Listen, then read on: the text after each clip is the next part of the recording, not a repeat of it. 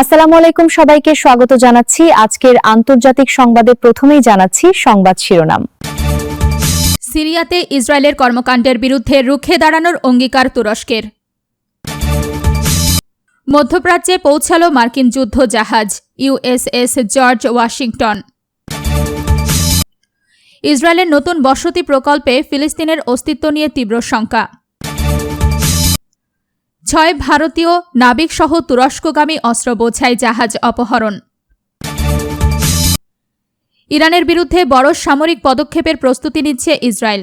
এতক্ষণ শুনছিলেন সংবাদ শিরোনাম, এখন শুনবেন বিস্তারিত। তার আগে আপনারা যদি ফিলিস্তিন ও মুসলিমদের পক্ষে থাকেন তাহলে চ্যানেলটি সাবস্ক্রাইব করে কমেন্টে জানান আপনি কোথা থেকে ভিডিওটি দেখছেন।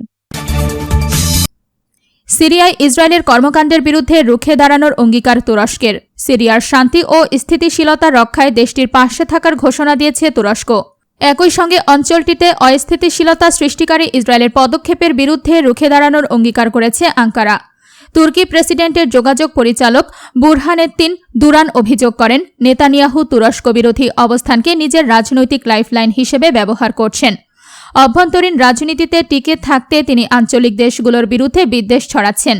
সম্প্রতি সিরিয়ার আবু আল দুহুর সামরিক বিমান ঘাঁটিতে 8টি হামলা চালায় ইসরায়েল। এর পরপরই তুরস্ক জানায়, সিরিয়ার স্থিতিশীলতা নষ্ট করার চেষ্টা মেনে নেওয়া হবে না। মধ্যপ্রাচ্যে পৌঁছালো মার্কিন যুদ্ধ জাহাজ ইউএসএস জর্জ ওয়াশিংটন। ইরানকে ঘিরে উত্তেজনার মধ্যেই মধ্যপ্রাচ্যে পৌঁছেছে যুক্তরাষ্ট্রের বিমানবাহী রণতরী ইউএসএস জর্জ ওয়াশিংটন। মার্কিন সেন্ট্রাল কমান্ড জানিয়েছে, পূর্ব নির্ধারিত মোতায়েনের অংশ হিসেবে রণতরীটি কার্যক্রম শুরু করেছে। দীর্ঘদিন ধরে সেখানে থাকা ইউএসএস আব্রাহাম লিঙ্কন এর স্থলাভিষিক্ত হবে এটি। দীর্ঘ সময় সাগরে অবস্থানের কারণে আব্রাহাম লিঙ্কনের নাবিকদের শারীরিক ও মানসিক স্বাস্থ্য নিয়ে উদ্বেগ তৈরি হয়েছিল। মার্কিন কর্মকর্তারা এটিকে স্বাভাবিক রোটেশন বললেও চলমান উত্তেজনার মধ্যে নতুন রণতরীর আগমনকে গুরুত্ব হিসেবে দেখা হচ্ছে। জর্জ ওয়াশিংটনকে সরিয়ে আনায় প্রশান্ত মহাসাগরীয় অঞ্চলে সাময়িকভাবে কোনো মার্কিন বিমানবাহী রণতরী থাকছে না। ইসরায়েলের নতুন বসতি প্রকল্পে ফিলিস্তিনের অস্তিত্ব নিয়ে তীব্র শঙ্কা। অধিকৃত পশ্চিম তীরের বিতর্কিত E1 প্রকল্পে নতুন আবাসন নির্মাণের দরপত্র আহ্বান করেছে ইসরায়েল। প্রাথমিকভাবে 1234টি এবং পুরো প্রকল্পে 3401টি আবাসন প্রকল্পের নির্মাণের পরিকল্পনা রয়েছে। প্রকল্পটি বাস্তবায়িত হলে পশ্চিম তীর উত্তর ও দক্ষিণ দুই ভাগে বিচ্ছিন্ন হয়ে পড়তে পারে।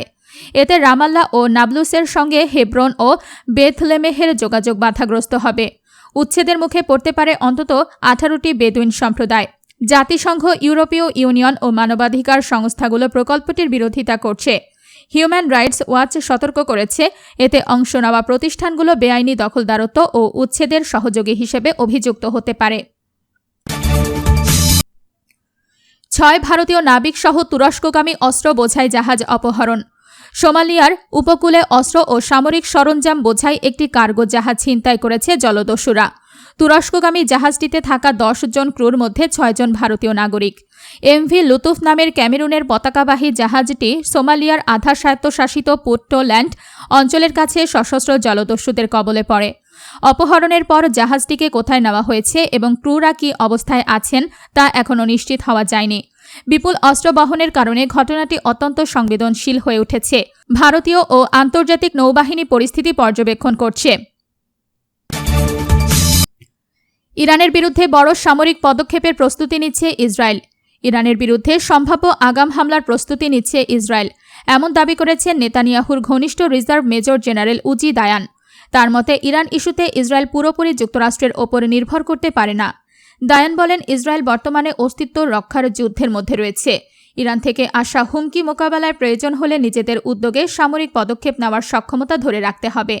কখন এবং কিভাবে জবাব দেওয়া হবে সেই সিদ্ধান্ত স্বাধীনভাবে নেওয়ার সুযোগও তেল আবিবের হাতে থাকা জরুরি বলে মনে করেন তিনি।